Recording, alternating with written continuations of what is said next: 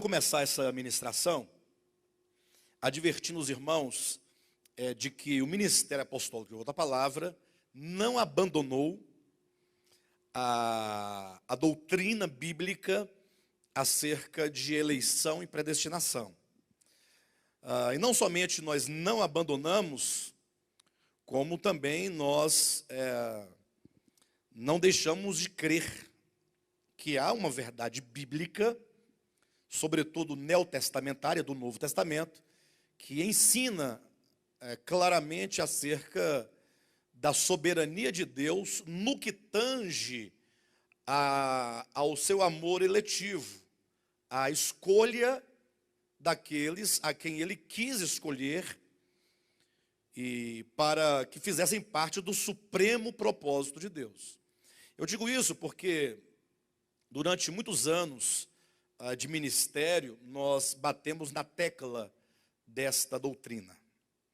E me parece que nos últimos anos, nós temos batido muito na tecla da natureza de Deus, a natureza de amor de Deus, a abrangência da salvação de Deus, o que inclui as nações.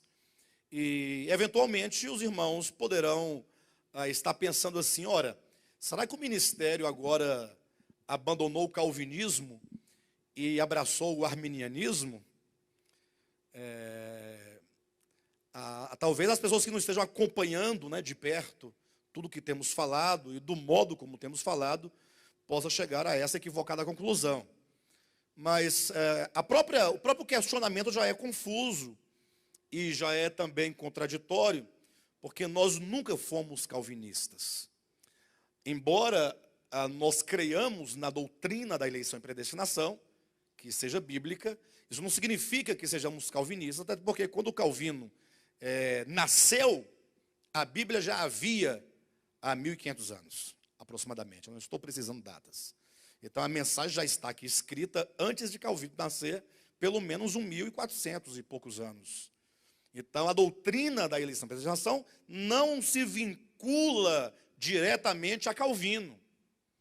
Embora tenha sido Calvino que tenha organizado o pensamento do movimento de reforma, gerando, então, a reforma protestante. Movimento de reforma, que, consequentemente, será, então, o que se chama de movimento de reforma. Então, ele organizou essa ideia da soberania de Deus, mas nós não cremos do modo como eles creem.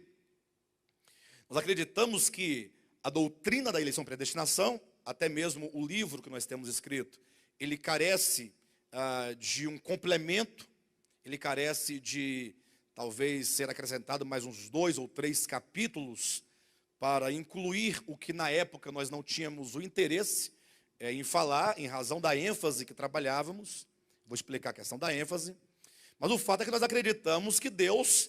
vamos pegar um versículo para os irmãos terem uma ideia, só para os irmãos terem uma noção do que eu quero dizer. Quando você lê ali Romanos, capítulo 9, versículo 11, que falando da eleição e predestinação, o apóstolo Paulo traz um texto lá do Antigo Testamento para fundamentar o Novo Testamento. Ele diz, nas palavras de Deus, abre aspas, amei a Jacó, vírgula, porém me aborreci de Esaú. Fecha as aspas. Como é que isso chega no coração de alguém? Deus dizendo, amei a Jacó, por isso o elegi, por isso o predestinei. E odiei, em algumas versões fala, e odiei a Esaú. Amei a Jacó, odiei a Esaú. Outras versões dizem, amei a Jacó, porém me aborreci de Esaú. Como é que se chega no coração de alguém uma palavra dessa? Tem como o Deus eterno se rebaixar a tais sentimentos tão medíocres, como, por exemplo, no caso do ódio? Eu odiei a Esaú, por isso não o escolhi. Então, o calvinismo entende o seguinte, Deus elegeu alguns para irem para o céu, e Deus elegeu outros para irem para um tacho de fogo.